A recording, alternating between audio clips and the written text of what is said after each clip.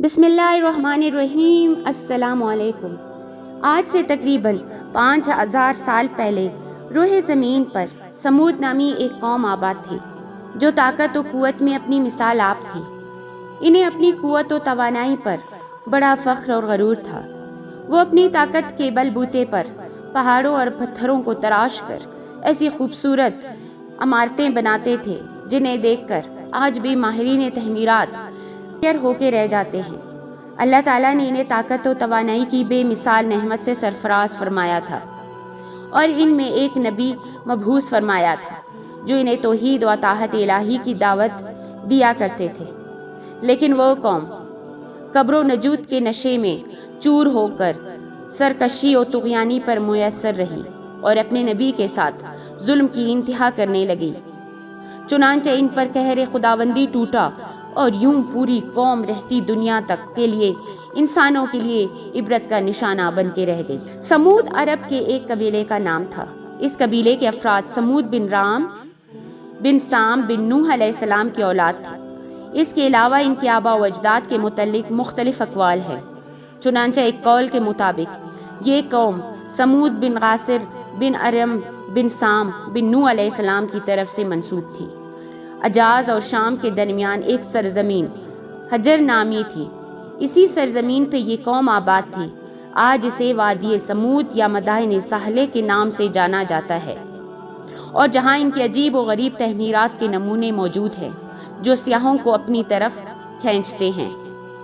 قوم سمود میں جب بت پرستی اور شرک و کفر جیسی نافرمانیاں رواج پذیر ہو گئیں، بے حیائی، فحاشی اور عریانی حد سے بڑھ گئی، انسانی رشتوں کی تقدس پامال کی جانے لگی، معاشرے میں ظلم و ستم عام ہو گیا اور عدل و انصاف کا جنازہ اٹھ گیا، تو اللہ تعالیٰ نے ان کی اصلاح کے لیے اور ایمان و اسلام کی طرف دعوت دینے کے لیے حضرت صالح علیہ السلام کو تاج نبوت پہنا کر ان میں مبعوث فرمایا۔ حضرت صالح علیہ السلام نے انہیں اللہ تعالیٰ کی نعمتیں یاد دلائیں اور انہیں توحید و اسلام کی طرف بلایا، کفر و شرک اور بت پرستی کی قباحت بیان کی، قوم عاد کے انجام کو یاد دلا کر انہیں عذاب الہی سے خبردار کیا، لیکن ان پر جوں تک نہ رینگی۔ وہ طاقت کے نشے میں اس قدر مخمور تھے کہ حضرت صالح علیہ السلام کی دعوت پر لبیک کہنے کی بجائے ان کی رسالت کی تکذیب اور ان کا تمسخر کرنے لگے۔ ان کی جرأت کشی اس قدر بڑھ گئی کہ وہ عذاب کے مطالبات تک کرنے لگے، جس عذاب سے آپ ہمیں ڈراتے ہیں وہ لے آئیں۔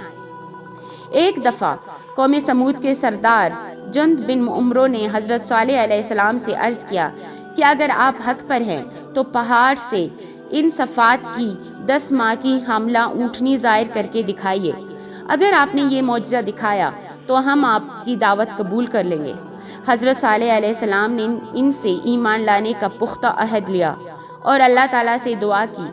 یکایک پہاڑ کا ایک چٹان شک ہوا اور اس سے ان کے مطالبہ کردہ صفات کے عین موافق اونٹنی نمودار ہوئی۔ پوری قوم حیرت سے اسے تکتی رہی۔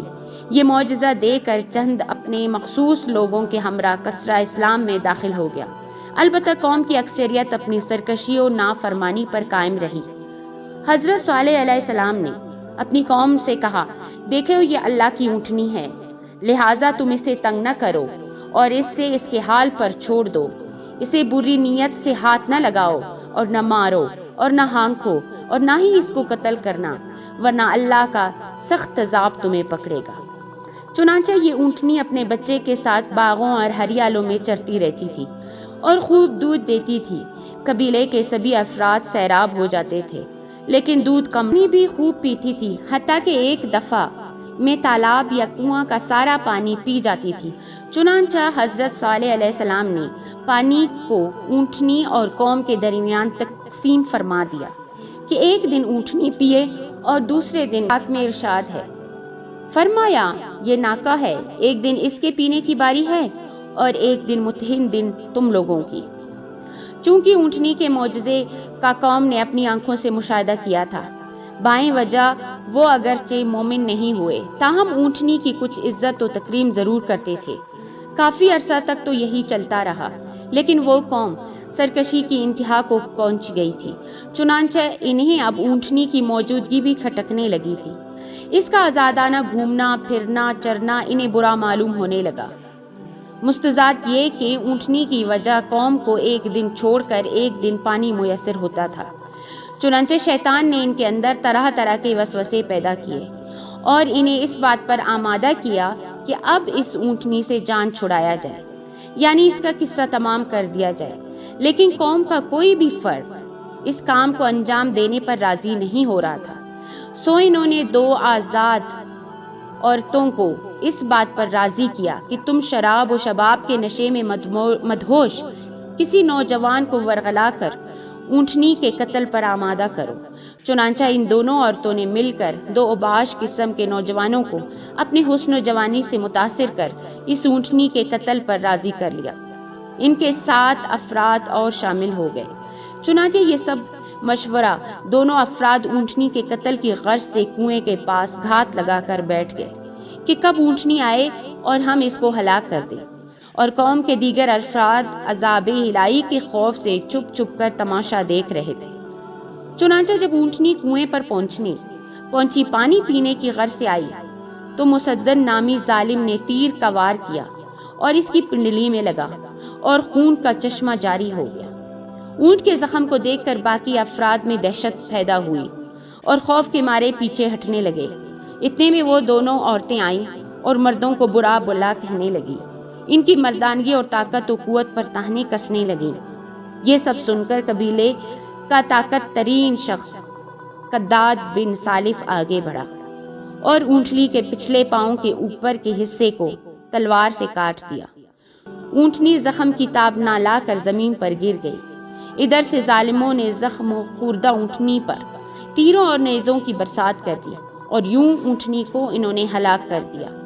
کہا جاتا ہے کہ اونٹنی کا چھوٹا بچہ پہاڑوں کی طرف بھاگنے لگا اور جس طرح پتھر سے نکلا تھا اسی طرح غائب ہو گیا۔ اب حضرت صالح علیہ السلام کے صبر کا پیمانہ لبریز ہو چکا تھا۔ قوم نے سرکشی و نافرمانی کی ساری حدیں توڑ دی تھی۔ اب عذاب کا وقت آ گیا تھا جس کا ان سے وعدہ کیا گیا تھا۔ چنانچہ حضرت صالح علیہ السلام نے ان کی ہلاکت و بربادی اور نزول عذاب کی بشارت سنا دی کہ 3 دن کے بعد تم پر قہر خداوندی عذاب بن کر ٹوٹنے والا ہے۔ عذاب کا مرحلہ پہلے دن سے ہی شروع ہو جائے گا۔ پہلے دن تمہارے چہرے زرد پیلے پڑیں گے، دوسرے دن تمہارے چہرے سرخ لال ہو جائیں گے اور تیسرے دن تمہارے چہرے سیاہ انتہائی کالے ہو جائیں گے، پھر چوتھے دن تم پر عذاب الہی نازل ہوگا۔ چنانچہ ایسا ہی ہوا۔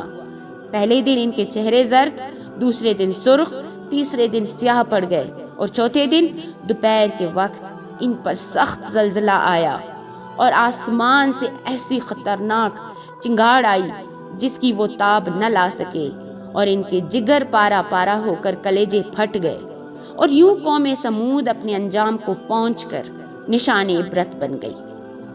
اللہ تعالیٰ نے ان کے قبر و نخود کو خاک میں ملا دیا۔ مدائن صالح میں موجود ان کی پوسیدہ عمارتیں آج بھی ان کی ہلاکت و بربادی کی گواہی دے رہی ہیں کہ اللہ تعالیٰ سے بغاوت و سرکشی کرنے والوں کا انجام کیا ہوتا ہے۔ قرآن پاک میں ارشاد ہے، پس ان کو سخت چنگاڑ نے پکڑ لیا اور وہ اپنے گھروں میں اوندے منہ پڑے رہ گئے۔